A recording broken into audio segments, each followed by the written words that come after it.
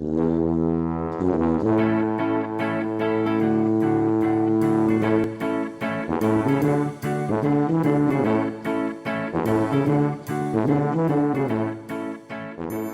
and welcome to the Mental Breakdown Morning Show. I'm Dr. Bernie Wilkinson. I'm Dr. Richard Marshall. And it's a terrific Thursday, November 24. And it's, what day is today? That's right. It's Thursday, right? Get it right. It's Thanksgiving.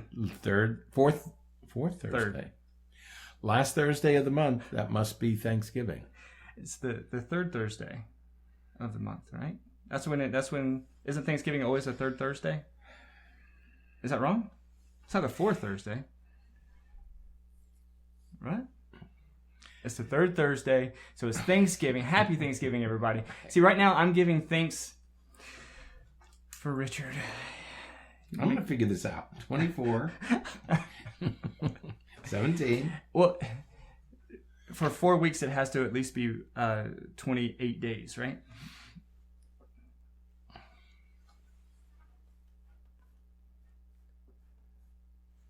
I see. Is it the third? Is it the fourth? Always is. I thought Thanksgiving was the third Thursday. I thought it was third. That's why third Thursday. I thought it was that. Oh, maybe that's Christmas.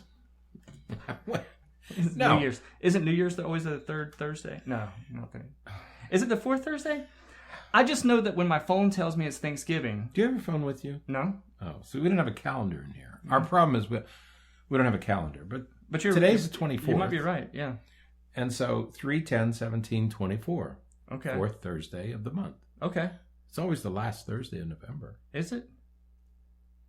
Well, see. Aren't you glad you showed up today? Okay, so let's think about this for a second. I was wrong about time change. Yeah, you were. I was wrong about... Missed that one. I was wrong about third Thursday. First Friday, though. That's that's just here in Lakeland. Right. Okay. So I was wrong. But so it is the fourth Thursday. Well, thank goodness for cell phones, iPhones, because that's the only way that I know when anything's happening. So, but it is Thanksgiving. All of that to get to you. Happy Thanksgiving, everybody. Happy Thanksgiving.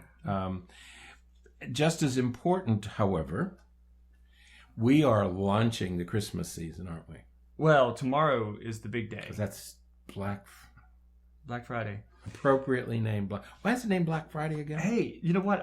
We wrote that in our column for this week that we sent off this week, and that is that Black Friday. It's called Black Friday. It started in the early 1960s by.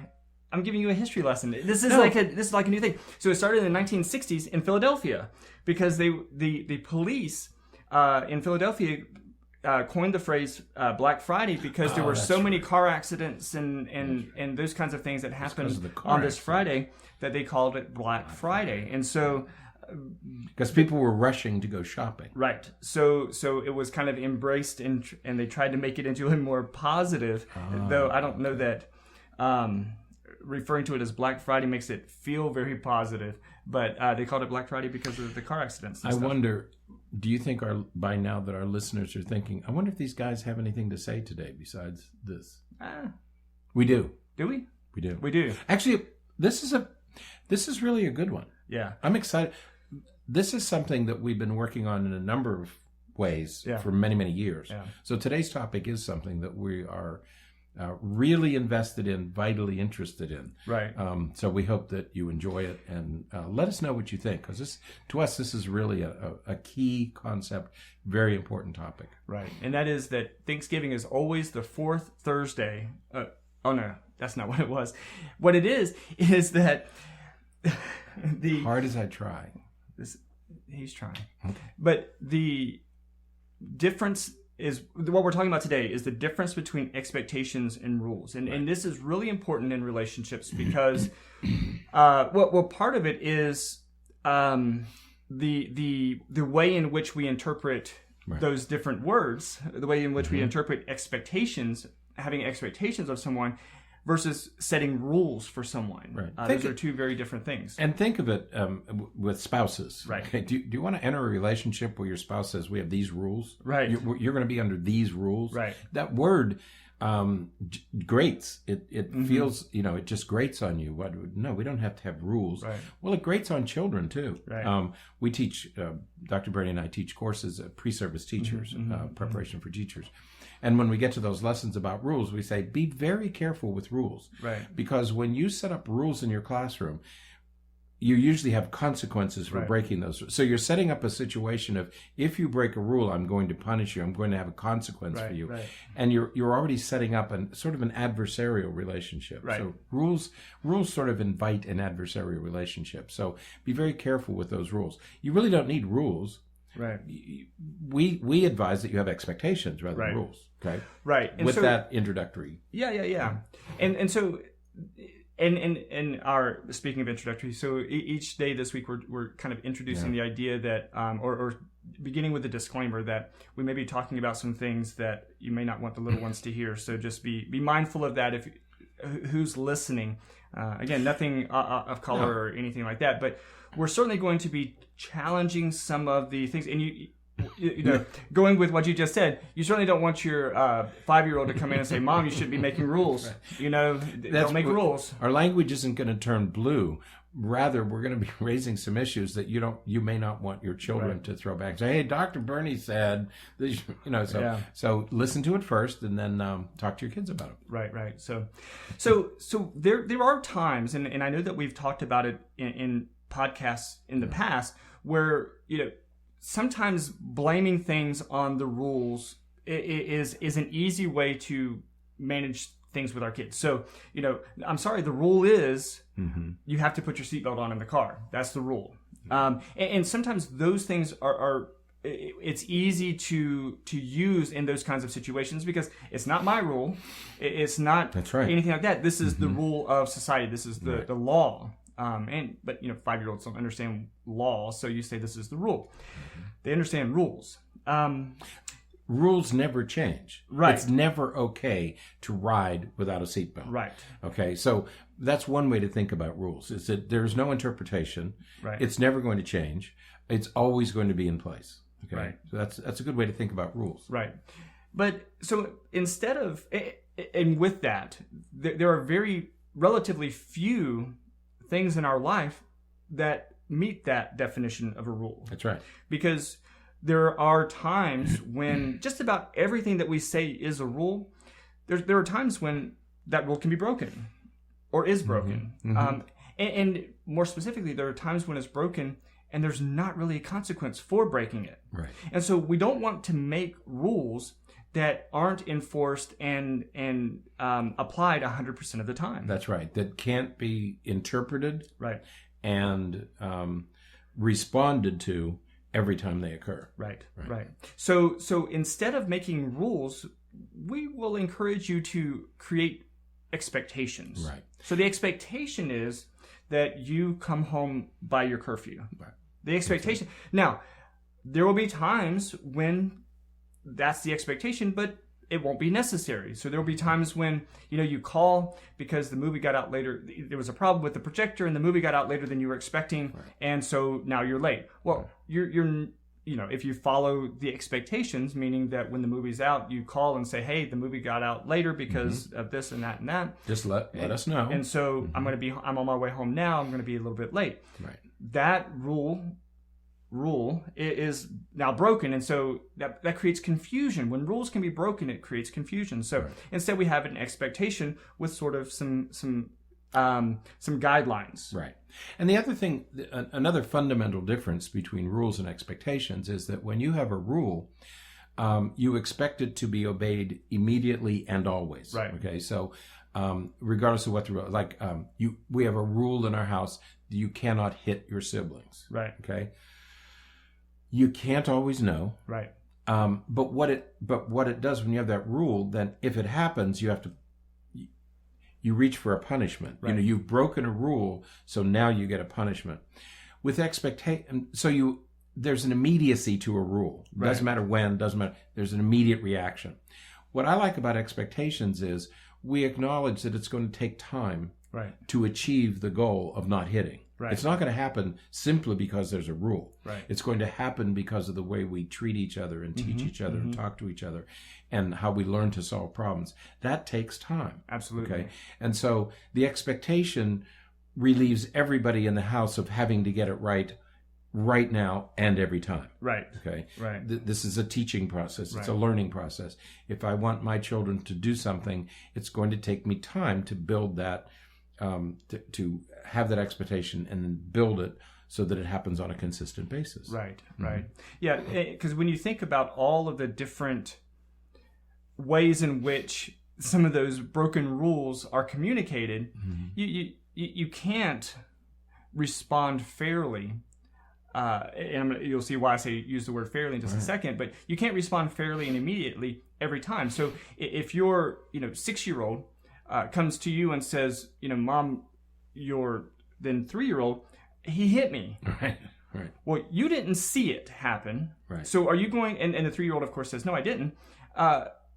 So who do you believe? That's so right. Either you're going to punish the 3-year-old for breaking a rule when he didn't hit the other when he really 6-year-old, didn't. That's right. or you're going to not punish the broken rule for the 3-year-old when he did. And then they get away with it. Right. And so you have this, in statistics we call them type 1 and type 2 errors. Right.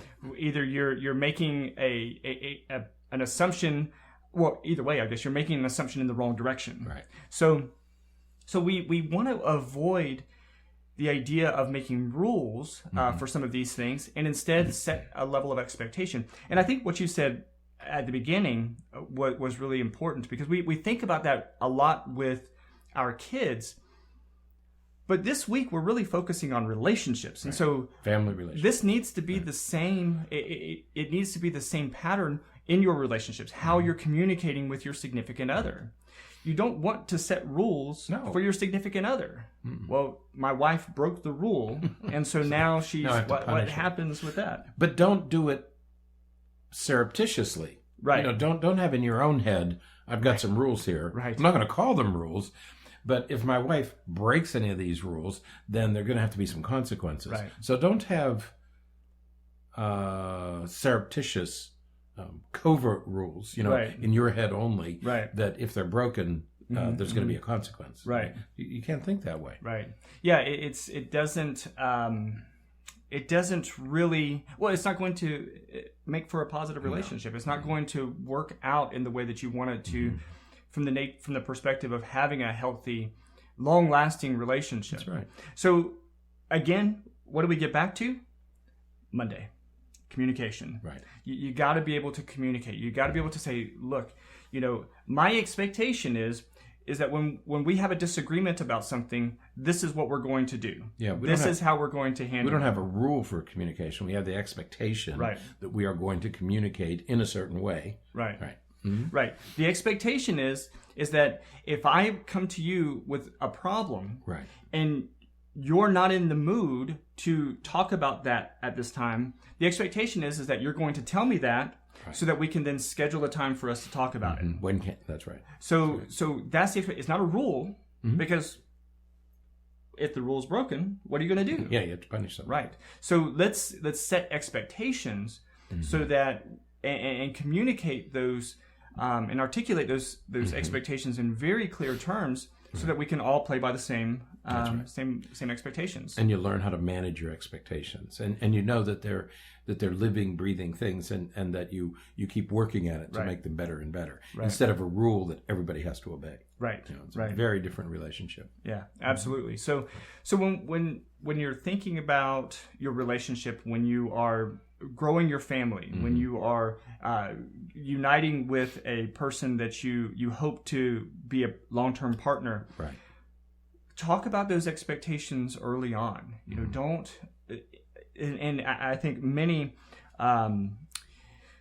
religions encourage couples to talk about these kinds of things. What is your expectation for a marriage before you get married? That's what premarital counseling is all about, or not all about, but it's one of the primary tenets of premarital counseling, and that is, what is your expectation of the marriage, and what is, let me communicate to you my expectations of this marriage, and that way we both go into it knowing what's going on.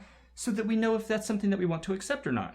If my expectation in this relationship is that, well, every Friday night I'm going to go out and I'm going to do this and I'm going to do that. If my significant other has a problem with that, then we really have to decide if this is a relationship that's going to work, if we need to make other plans. If it's a problem now, it's going to be a bigger problem later. Exactly. So communicating those expectations early in a relationship is really important. That doesn't put you guys that are in long-term relationships off the hook. It just means that now you need to go back and look at things. And I think that many couples, if you stop and you look at the things that tend to create conflict and arguments in your relationship, if you step back and you look at it, what we're really talking about, or what tends to be at the root of it, is a violation of these expectations. Right. And what that suggests, of course, is that means that the expectations aren't clearly defined. They're not clearly communicated so that the other person knows what those expectations are. Right. That's right. So you got to articulate it very clearly. Yeah? Right. All right. Well, I think this has been the shortest one of the week. No, but it's very straightforward. We had a very long introduction. That's true. Okay. So it's the fourth Thursday. We've decided that. It is. So the expectation is that when you're wrong, you'll say, my bad, I was wrong. And nobody gets punished. I hope nobody gets punished. Right. Because in this situation, I would be punished. You would be.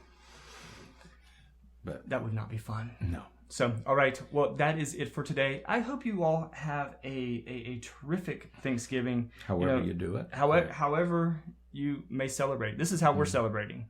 We had turkey omelets. No, we didn't have turkey omelets. But that would be funny, though. I was going to say, I didn't have a turkey omelet. Why not? That would be... I expected to have a turkey omelet. No, however you do this day, do it well, do it kindly, do it peacefully. And then be ready for tomorrow, because tomorrow, Black Friday. Don't be careful. Expectations. Yeah. What is your expectation for Black Friday? My expectation is not to go shopping, but I think my family's expectation is this is a shopping day for us. This is it. So manage your expectations. Yeah. Talk about it today, so everybody knows what tomorrow's going to bring. Yeah, it's gonna. Tomorrow's gonna be a rough day. Right. I'll be here. I'll be with you. We'll be here first thing in the morning. Maybe on our way in, we'll drive by and see some of you guys camping out, driving into the store, waiting in line to feverishly hit those shopping aisles. So and check the column out on Sunday. Yeah, we talk about that in the column. No, that was last week's. Last week. Yeah, last week we talked. Oh, that's right. This week is. Yeah. So, all right, you guys have a great day, though. Great Thanksgiving. Enjoy your time, and we will be back here tomorrow morning. Good day. All right. Bye-bye.